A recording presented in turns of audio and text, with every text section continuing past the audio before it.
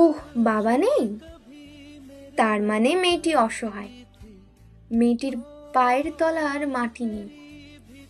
মেয়েটিকে যা বলবো তাই করবে, যা বলবো তাই শুনবে, যেমন রাখতে চাইবো তেমন থাকবে, যাই করব তাতেই সহমত হতে হবে।